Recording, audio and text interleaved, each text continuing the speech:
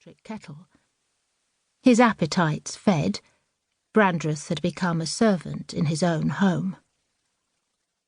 His mentor tapped the nearest flickering monitor. "She's awake." Brandreth exhaled through his nostrils. "When did you last check her restraints?" There was urgency in the fell man's voice.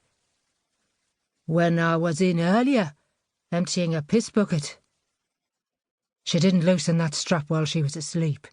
Get in there and do it up again. And make sure she knows the consequences of trying to free herself." VCR machines whirred steadily in the background.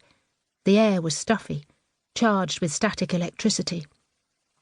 The atmosphere was abruptly filled with a tangible buzz of annoyance from Brandreth. He wasn't mad at the command, but at the audacity of the girl. He stormed towards an access door to the basement and threw it open with a wordless shout. He was still descending a small flight of steps when the fell man jolted rigid in his seat. On screen, the girl leapt from the piled mattresses on which she'd slept and darted away free of her leather restraints. A corresponding yell followed as Brandreth charged after her. There wasn't a camera positioned to view where she ran, but there was another route from the basement, up a set of stairs to the kitchen. If Brandreth had been remiss in checking the girl's restraints, had he also forgotten to bolt the door from within after he'd carried out her slops bucket? The fell man was out of his seat in an instant, but he didn't pursue Brandreth. He exited the sub-basement, charging along a dank passageway and into the yard at the rear of the house. As he expected, a small figure hurtled from the kitchen less than 10 metres away. She skidded on bare feet when she spotted him, emitting a gasp. The oval of her mouth was a raw hole.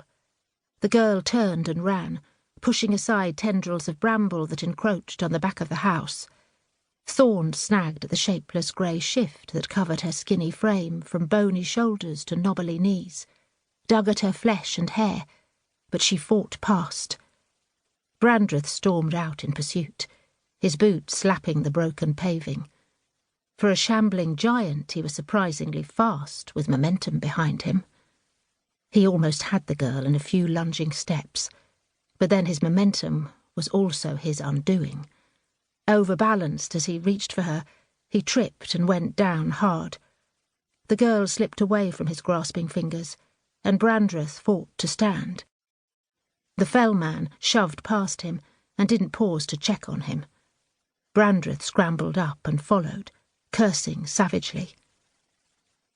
Beyond the confines of the mildewed walls of her prison, their prey couldn't have had any prior idea of her surroundings. She fled without forethought. Driven by terror, she raced towards the rear of the grounds, with the fell man in pursuit. He'd easily run her down if she attempted to swarm up the nearest slope, a repository of tumbled boulders and snarled thickets of gorse.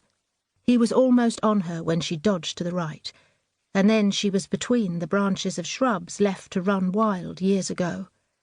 The fell man crashed through them, and Brandreth rushed further to the right to hem her against the bank of a stream that bled from the fells above. Driven by panic, the girl plunged into the stream, grasping at exposed roots on the opposite bank to avoid being tumbled downhill by the rushing water. Muddy and dripping, she scrambled up the opposite bank and fled up the slope. Cursing her under his breath, the fell man danced over slick stepping stones in the stream. She had gained a few steps on him, but he was powerful, and each step sent him higher up the slope towards a crown of stunted hawthorn bushes at the top.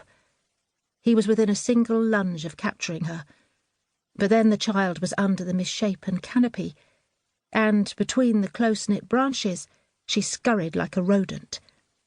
He dropped to his hands and knees to pursue, and there she had the advantage. She was a determined little rat. If she kept running, she would escape. But the fell man had too much to lose to give up the chase. Brandreth, gasping at the unexpected effort, was somewhere behind him and couldn't be relied on to cut her off.